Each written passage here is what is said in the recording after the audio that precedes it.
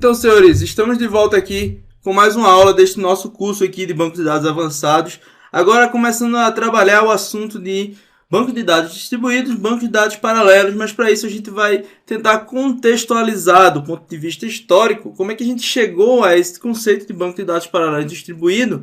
A gente partiu de um processo, um processo de evolução onde os computadores saíram de mainframes que eram acessados por terminais remotos para cliente-servidor, e depois a gente começou a evoluir esse cliente-servidor, onde você começa a distribuir a localização dos seus servidores, e aí a gente vai ter o banco de dados distribuído. Bom, isso é uma visão rápida e a gente vai tentar aqui detalhar um pouco, pelo menos conceituar alguns dos aspectos que a gente tem que devem ser levados em consideração aí dentro do assunto e dentro da evolução do banco de dados. Bom, primeiramente a gente deixou de ter o nosso mainframe, a gente tem lá um mainframe com acesso a terminais remotos burros, para começar a ter o modelo cliente-servidor. A gente começa a ter rede, começa a ter um pouco de capacidade de processamento nos terminais ou nas estruturas que são acessadas diretamente pelos clientes, e a partir daí você já pode inserir algumas ferramentas de visualização, de consulta direta à base de dados. A gente tem a evolução do processo cliente-servidor, é você aumentar o seu servidor, é você melhorar o seu processamento, onde você tem aí a ideia de banco de dados paralelo. O que você vai ter? Você vai ter estruturas replicadas, bem semelhantes, que utilizam mais ou menos o mesmo barramento para processar os dados. Então você utiliza do paralelismo, o conceito de paralelismo vem aí atrelado a ele a evolução de banco de dados para banco de dados paralelos. Em seguida, a gente tem aí o conceito de distribuição, e a distribuição é, do ponto de vista geográfico, colocar estruturas em diversas partes do mundo, dividir de alguma forma essas suas informações, e aí você vai ter, dentro dessas diferentes estruturas que estão em diferentes localizações, você vai perder a homogeneidade da estrutura do ponto de vista de tecnologia da informação, do ponto de vista de sistema. Você pode ter sistemas operacionais diferentes, sistemas de banco de dados diferentes, e a gente vai ver que é isso que influencia na classificação dos bancos de dados distribuídos. Então, basicamente a evolução saiu da rede para o paralelismo e depois para a distribuição. Esses são os aspectos que a gente tem que analisar para compor aí o nosso sistema como sendo um sistema distribuído ou paralelo. Então, seguindo em frente, a gente vai entender que dentro da arquitetura padrão centralizada e cliente-servidor, a gente tem que ter em mente que a gente tem as funcionalidades divididas em dois grupos, ou duas estruturas, que são a estrutura de back-end, que gerencia as estruturas de acesso, a avaliação de melhoria de consulta, o controle de concorrência e a recuperação após falha. Então isso aí seria o que o back-end, que seria o servidor aqui, ele faz, e do outro lado nós teríamos o cliente, que utiliza aí ferramentas de visualizações ou ferramentas visuais, tal como formulários, relatórios e ferramentas gráficas. Então aí a gente tem o conceito de back-end e front-end. E aí a gente fala da evolução, por que foi legal ou foi vantajoso substituir o mainframe com redes a estações de trabalhos ou computadores pessoais por máquinas conectadas a servidores conhecidos como back-end. Aí a gente vai para os seguintes conceitos. O melhor custo-benefício. Esses servidores são mais baratos do que os mainframes pesadões que a gente conhece. Existe uma maior flexibilidade na alocação de recursos, quer dizer, você pode criar paralelismos aí dentro do seu sistema.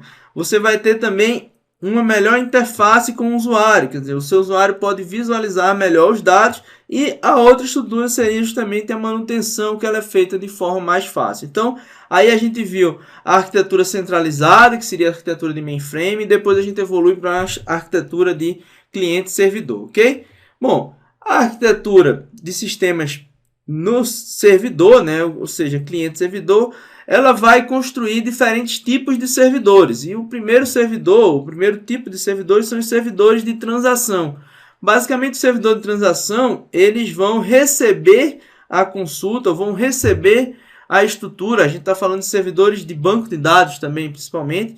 Então, eles vão receber consultas e vão enviar as respostas ou resultados das requisições aos clientes depois de processar. Então, isso aqui é a ideia do servidor de transação. A gente tem também o servidor de dados, onde a gente tem redes locais de alta velocidade que ligam o cliente e o servidor.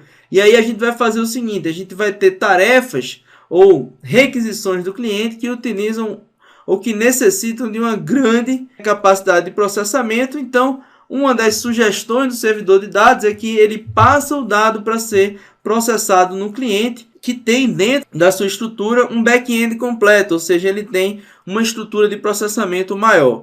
Aqui, dentre essas duas, né, pessoal, a mais utilizada continua sendo os servidores de transação, né, que é os que a gente conhece aí comumente instalados na maioria das organizações das instituições públicas aí do Brasil, ok?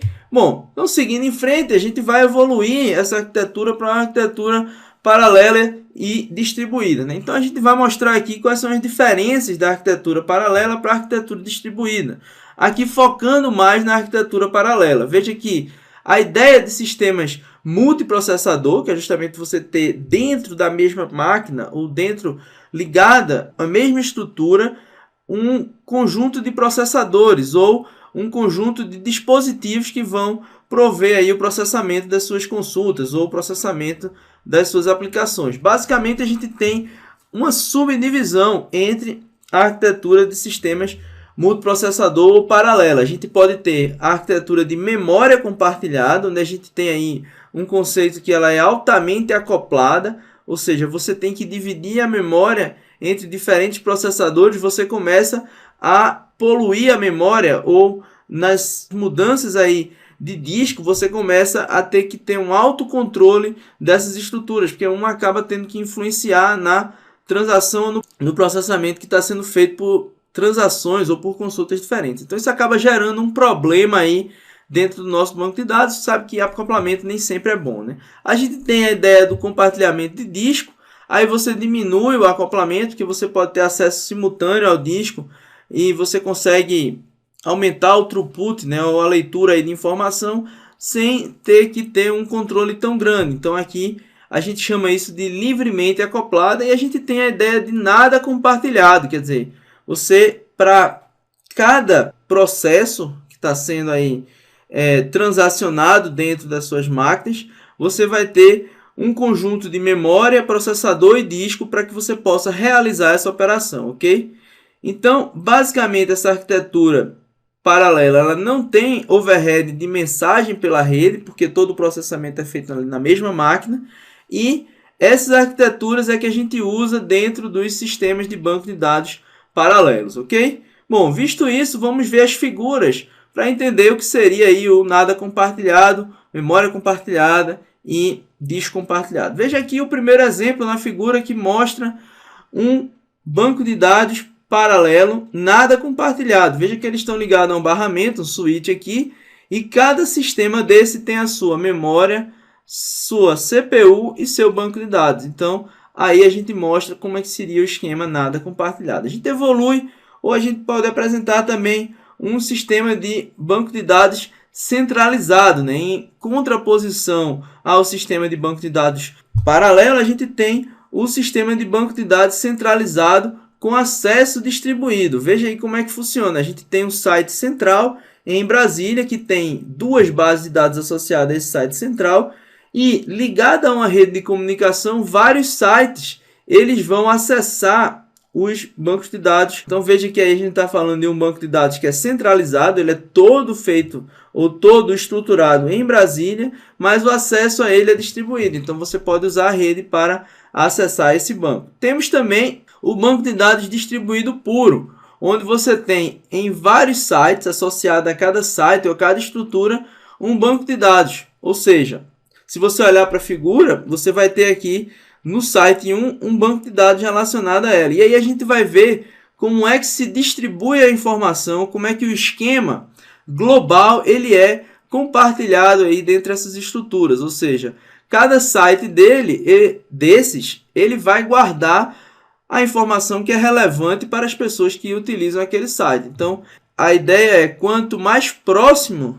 de onde você vai executar a consulta, deve ser guardada a informação. Então, se o site 1 faz mais consultas sobre a tabela cliente, então provavelmente a tabela cliente ou esses atributos que ele faz mais consulta devem ser armazenados aí dentro desse banco de dados associado ao site 1, ok? Esse é o banco de dados distribuído puro, né? Então, vamos agora seguir em frente e mostrar como é que funciona aí o esquema de a arquitetura dos esquemas dentro de banco de dados distribuído, né? Quando a gente vê a figura anterior, onde a gente tem a cada site associado um banco de dados, mas aí a gente vai ter que ter uma visão geral, né? Uma visão global. Para isso a gente cria o que a gente chama de esquema conceitual global e todos os usuários que vão ter acesso à visão externa vão ver esse esquema conceitual global. A partir desse esquema conceitual global, a gente constrói esquemas conceituais locais e aí a gente vai ter a hierarquia, né? Esquema conceitual local, esquema interno local, e isso vai ser armazenado aí dentro dos diferentes sites. Então essa aí é a ideia de como a gente constrói e qual é a hierarquia entre os esquemas conceituais global, o esquema conceitual local e o esquema interno local, que é a implementação do esquema conceitual local, ok? Visto isso, a gente segue em frente para mostrar como é que seriam os componentes de uma arquitetura distribuída, né? A gente falou primeiro do cliente-servidor, depois a gente mostrou que cliente-servidor foi uma evolução do mainframe, depois a gente mostrou como é que fica os conceitos de arquitetura paralela e agora a gente está mostrando alguns conceitos de arquitetura distribuída. Depois a gente vai tratar com mais detalhe todas as características do banco de dados paralelo no primeiro bloco e em seguida a gente vai tratar todas as características do banco de dados distribuídos em outras partes. O assunto de banco de dados distribuído ele é bem maior, a gente vai tratar aí de otimização de consulta, a gente vai tratar de commit distribuído, então a gente vai ter várias características que precisam ser tratadas, algumas delas estão expostas aí dentro desse slide que mostra os componentes da arquitetura distribuída. Então vamos seguir o fluxo aqui a partir do usuário, ele executa uma consulta global de forma interativa e passa por um compilador de consulta global e logicamente um otimizador de consulta global. Esse otimizador de consulta global vai despachar a solicitação para o gerenciador de transação global. E esse gerenciador vai fazer o quê? Baseado nos esquemas que ele conhece, onde estão as minhas informações? Estão distribuídas entre esses dois estruturas, ou entre esses dois servidores diferentes, cada uma está armazenada, ou cada parte dessa minha informação está armazenada em um servidor diferente. Então eu vou compartilhar, vou dividir essa consulta em duas e vou expor, vou solicitar ela para cada um dos gerenciadores de transação locais que estão incluídas aí dentro desse slide ou que estão incluídas dentro do SGBD distribuída. O gerenciador de transação local vai receber a consulta, vai fazer uma tradução de acordo com o catálogo do sistema local da informação que ele pode repassar para frente. Aí ele vai fazer a consulta ao banco de dados e vai devolver a informação para o gerenciador de transação global, que aí vai levar ela de volta para o usuário. Então, a gente tem esse fluxo aí de informação, um fluxo interessante, fala um pouco dos componentes para banco de dados distribuídos, ok? Bom, aí a gente vai falar sobre outro conceito importante, assim, dentro desse contexto, a gente está falando das arquiteturas. Como é que fica isso dentro de uma arquitetura mais global, dentro de uma arquitetura de desenvolvimento corporativo que a gente conhece, né? A gente vai acabar caindo na arquitetura 3 camadas, né? Arquitetura 3 camadas, onde a gente tem um cliente, que é uma interface, um usuário, normalmente uma interface web. Ela vai fazer uma conexão HTTP com um servidor de aplicação, e aqui você pode ter um WebSphere, você pode ter um JBoss, você pode ter qualquer servidor de aplicação onde está rodando toda a sua lógica de negócio.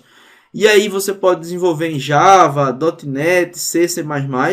A partir desse servidor de aplicação, ele vai fazer uma consulta via o DBC, JDBC, para o servidor de banco de dados. E o servidor de banco de dados, que armazena de fato os dados, né? Ele é a camada de processamento e consulta das transações. Então você passa a solicitação e ele vai lhe devolver as informações que você solicitou desde que você tenha permissão, né, pessoal? A gente falou sobre isso na aula ou no conjunto de aulas de segurança. A gente falou que o acesso aos dados ele precisa de uma autorização e de uma autenticação para saber se a pessoa pode acessar a base e se ela tem acesso àqueles dados que ela está solicitando. Então, a ideia aqui é a gente mostrar de alguma forma como é que funciona essa arquitetura de servidores 3 camadas, né? Então, basicamente, esse assunto dessa nossa aula ele está disperso em vários livros, né? Nesses livros de banco de dados que a gente aponta dentro de vários capítulos. A gente está tentando tornar mais didático a forma de ensino desse conteúdo. A gente vai evoluir pelos conceitos, a gente traçou uma linha mestra aí dos conteúdos, né? E agora a gente vai fazer 2 branches, né? Um para trabalhar com banco de dados paralelo, a gente vai ver primeiro todo o conhecimento de banco de dados paralelo, e depois a gente vai abrir outro branch que vai tratar de banco de dados distribuído. Lá na frente a gente vai juntar esses 2 branches num trunk, e aí a gente vai fazer as questões no simulado e a gente vai entender todo o assunto de banco de dados paralelo e distribuída neste curso aqui da rede itinerante. Vamos fazer uma pausa e daqui a pouco a gente volta com banco de dados paralelo, suas taxonomias e muito mais conceitos sobre ele. Forte abraço, já já voltamos.